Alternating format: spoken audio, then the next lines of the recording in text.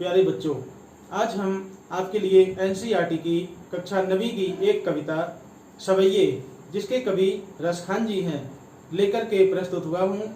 आइए हम आनंद लेंगे इस कविता का। ये ब्रज भाषा में इसकी रचना हुई है इस कविता की, और इसके कवि रसखान जी हैं। सबसे पहले आपको मैं रसखान जी का संक्षिप्त परिचय देना चाहूँगा। तो इनका जीवन परिचय कुछ इस प्रकार है। इनका जन्म सन 1533 के लगभग हुआ था दिल्ली में। वे कृष्ण भक्ति में ऐसे रसे रमे कि गोकुल में जा बसे। वहां उन्होंने स्वामी विठल दास को अपना गुरु बनाया था, और उन्होंने स्वयं भक्ति भावना वाले पदों में अपने को रसखान नाम से व्यक्त किया है। उन्होंने भक्ति भावना वाले पदों की रचना करते हुए स्वयं अपना नाम यहाँ पर रसखान बताया है। तो इनकी प्रमुख रचनाएं हैं प्रेम वाटिका। इसमें केवल 52 दोहे तथा 16 संकलित है, जिनमें रसखान जी ने प्रेम के निर्मल स्वरूप का चित्रण किया है। उनकी दृष्टि में ईश्वर प्रेम ईश्वर से भी प्रधान है। दूसरी उनकी रचना है सुजान रसखान। इसमें रसखान द्वारा रचित कवित एवं सवैये संकलित है। सुजान रसखान में कृष्ण विषयक 149 छंद संकलित है। इनका देहांत सन 1614 के लगभग इनका देहांत हुआ था। और जो सवैया इन्होंने यहाँ पर दिए हैं, तो इनका परिचय आपको मैं बता रहा हूँ। कवि ने प्रथम एवं द्वितीय सवैये में श्री कृष्ण के प्रति भक्ति भाव दिखाते हुए सर्वस्व समर्पण की कामना की है। तीसरे छंद में कृष्ण ने रूप सौंदर्य के प्रति गोपियों के मुग्ध होने का चित्रण किया है। इस सवैये में गोपी कृष्ण का रूप धारण करके कृष्ण को प्राप्त करना चाहती है। चौथे छंद में कृष्ण की मुरली की धुन और श्री कृष्ण की मोहक मुस्कान के अच्युत प्रभाव का गोपियों की व्यवस्था का वर्णन किया गया है। और अब मैं आपको बताता हूँ कुछ कठिन शब्द हैं इस कविता में, जिनका परिचय आपको दे रहा हूँ। उसके बाद मैं आपको सुंदर कविता का पाठ करते हुए इसका भावार्थ बताऊंगा। सबसे पहले कठिन शब्दों में है चरों। चरों का अर्थ होता है चरूं। जो जानवर होते हैं वो मैदान में घास चरते हैं, तो उसे चरों के लिए प्रयोग किया गया। पाहन का अर्थ पत्थर है। पुरंदर का अर्थ है इंद्र। कूल का अर्थ है किनारा। त्योपुर को तीनों लोकों का। निधि का अर्थ है अपूर्व वैभव। अधरान का अर्थ है होठों। कलधोत का अर्थ है सोने चांदी के। कानन का अर्थ है कानों में। कालिंदी का अर्थ है यमुना। यहाँ पर रसखान जी ने कुछ विशेष बातों का भी वर्णन किया है, वो आइए बताते हैं। 8 प्रकार की सिद्धियां कौन कौन सी होती हैं वो आप देखिए। अणिमा, महिमा, गरिमा, लघिमा, प्राप्ति, प्राकाम्य, ईशत्व, वशित्व, ये है 8 प्रकार की सिद्धियां। जिसको भी ये 8 प्रकार की सिद्धियां हो जाती हैं वो बहुत महान बन जाता है। 9 प्रकार की निधियां हैं, जिनका यहाँ पे रसखान जी ने वर्णन किया है। 9 प्रकार की निधियां हैं पदम, महापदम, शंख, मकर, कक्षक, मुकुंद, कुंद, नील, खर्व। ये कुबेर की 9 निधियां बताई गई हैं। यानी जो देवताओं के धन के मंत्री हैं कुबेर, तो उनके पास जो है 9 प्रकार की निधियां हैं, वो यहाँ पर रसखान जी ने उनका वर्णन किया है। कहा जाता है कि जिनके पास भी ये 9 प्रकार की निधियां आ जाती हैं, सब वो व्यक्ति इस ब्रह्मांड का सबसे धनी व्यक्ति माना जाता है। तो आइए अब हम चलते हैं आपको सवैये की तरफ लेकर के। यहाँ पे पहला सवैया है। इस सवैये में हर हाल में कृष्ण के सानिध्य की कामना की है। भगवान कृष्ण के समीप रहने की कामना की है रसखान जी ने। वो चाहते हैं कि भगवान कृष्ण के हमेशा हम साथ ही बने रहें। उनके इस भाव से उनकी कृष्ण भक्ति का अनन्य परिचय मिलता है। तो आइए ये सवैये हैं। सवैये का वाचन किस प्रकार होता है हम आपको ये सस्वर वाचन करके पहले बताएंगे। प्रस्तुत है पहला सवैया। मानस हो तो बही रस खान बसो ब्रज गोकुल गांव के ग्वारन। जो पशु हो तो कहा बसु मेरो चरो नित नंद की धेनु मझारन। पाहन हो तो बही गिर को जो कियो हरि छत्र पुरंदर धारन, जो खग हो तो बसेरो करो मिल, कालिंदी कूल कदम्ब की डारन। रसखान जी कहते हैं कि हे प्रभु, यदि मुझे अगले जन्म में दोबारा से मनुष्य का जन्म मिले तो फिर मैं उसी ब्रज के गांव में रहना चाहूंगा और उन्हीं ग्वाल बालों के साथ में रहना चाहूंगा। जो पशु हो तो कहा बस मेरो, यदि मुझे किसी पशु का जन्म मिलता है अगले जन्म में तो मेरा कोई भी बस नहीं चलेगा, मेरा कोई भी, मैं कुछ नहीं कर सकता, क्योंकि पशु तो दूसरों पर निर्भर होते हैं। मैं चाहूंगा कि नंद बाबा की जो गाय हैं उनके बीच में मैं रहूं, उनके मध्य में रहूं।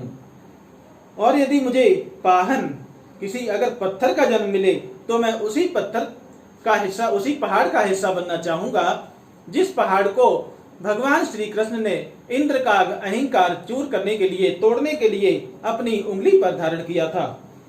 जो खग हो तो बसेरो करो, यदि मुझे किसी पक्षी का जन्म मिलता है तो मैं यमुना नदी के किनारे पर उसी कदम्ब के पेड़ पर बैठकर के रहना चाहूंगा जिस पेड़ के नीचे बैठकर भगवान कृष्ण बांसुरी बजाया करते थे। दूसरा सवैया आपके सामने इस प्रकार प्रस्तुत है। या लकुटी यर कामरिया पर राजति हूँ पुर को तज डारो, आठों सिद्ध नभों निधि के सुख नंद की गाय चराय बिसारो। रस खान कबों इन आखिन सो, ब्रज के बन बाग तड़ाग निहारो। कोटिक ये कल धौत के धाम, करील के कुंजन यू परवारो। दूसरे सवैये में प्यारे बच्चों, भगवान श्री कृष्ण है वो गाय चराने के सुख के समक्ष आठों सिद्धियों और 9 निधियों का सुख त्यागने के लिए तैयार हो जाते हैं। जब वे द्वारका में जाकर के बस जाते हैं तो अपनी पत्नी रुक्मिणी जी से कहते हैं कि हे रुक्मिणी, मुझे तो गायों को चराने का जो आनंद था गोकुल में वो बहुत अच्छा लगता था। अगर मुझे दोबारा से मौका मिलता है तो मैं वहीं जाकर के गाय चराना पसंद करूंगा। उसके बदले में चाहे मुझे कोई 8 प्रकार की सिद्धियां और 9 प्रकार की निधियां भी दे, तब भी मैं उस सुख को त्याग दूंगा। तो ये देखिए यहाँ पर उन्होंने कहा, या लकुटी और कामरिया पर राजति हूँ पुर को तज डारूं।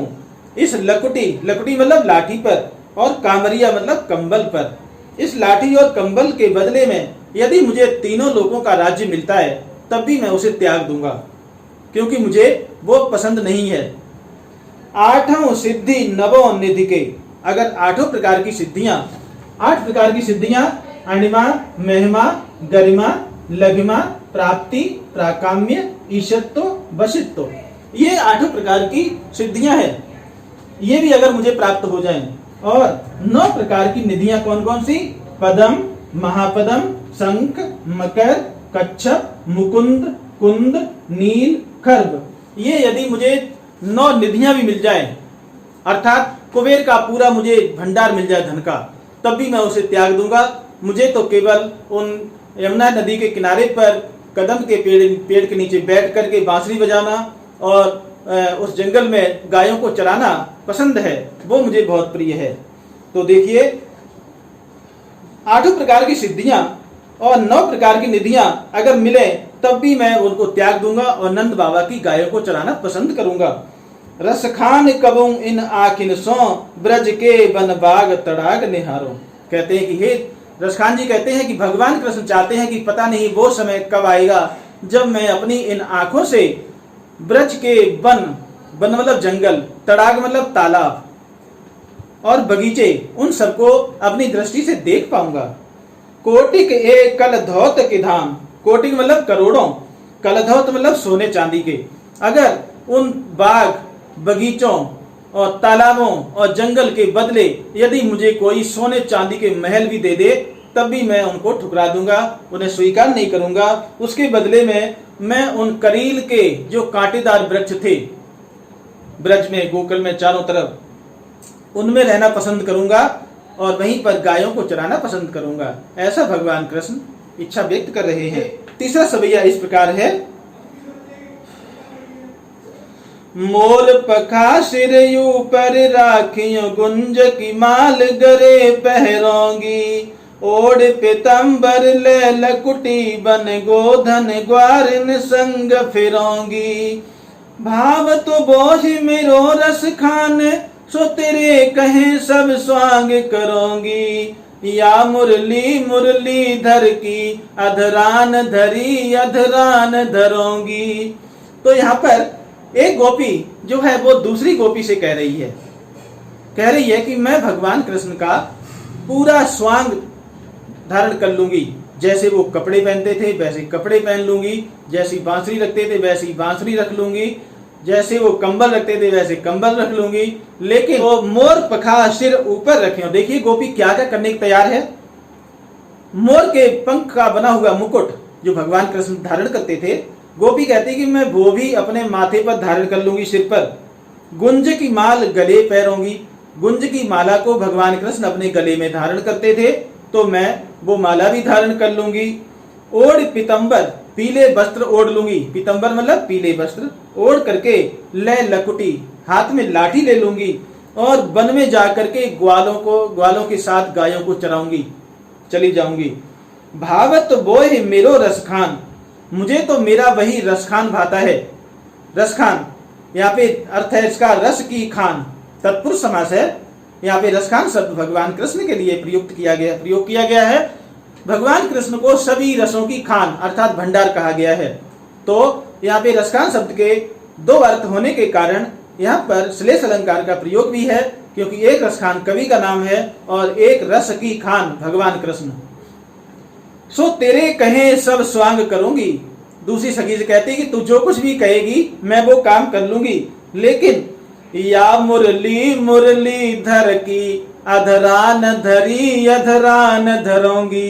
वो मुरली जिसको भगवान कृष्ण अपने होठों पर धारण करते थे उसे मैं अपने हाथ में धारण नहीं करूंगी, क्योंकि वो मेरी जलन हो, मुझे उससे जलन है। वो मेरी सौत के समान है और कोई भी स्त्री अपनी सौत को बर्दाश्त नहीं करती।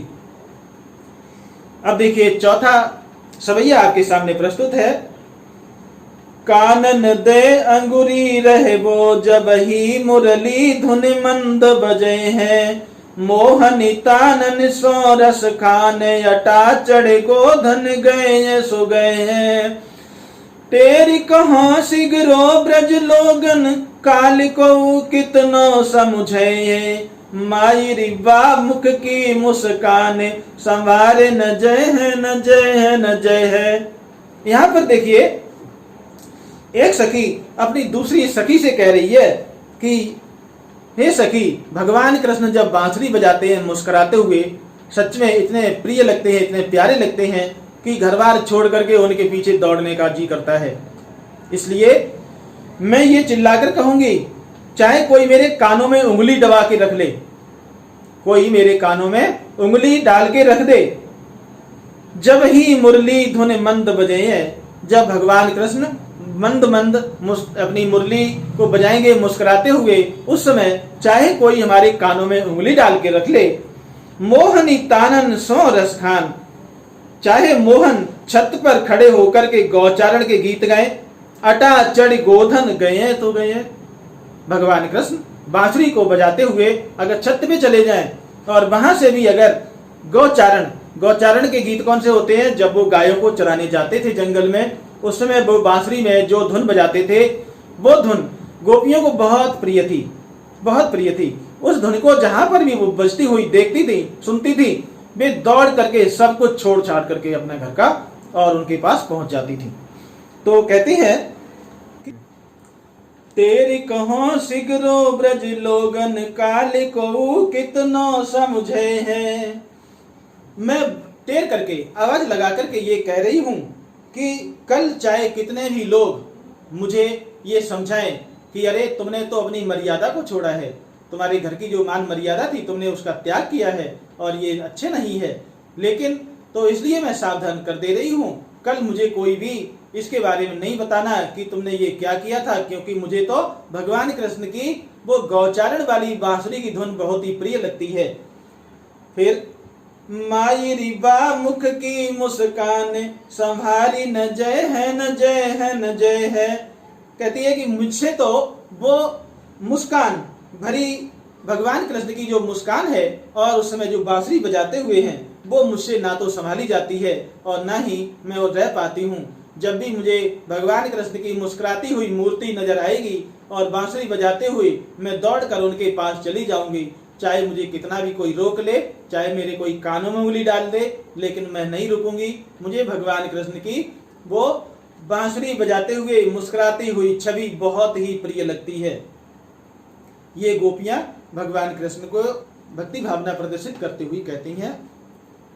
ये कविता बच्चों आप आनंद लेंगे और इसी के साथ आज का कालांश समाप्त होता है। अगर आपको अच्छा लगा हो तो आप लाइक कीजिए, सब्सक्राइब कीजिए और जुड़े रहिए ताकि हम आपको और भी अच्छा पाठ दे सकें। धन्यवाद।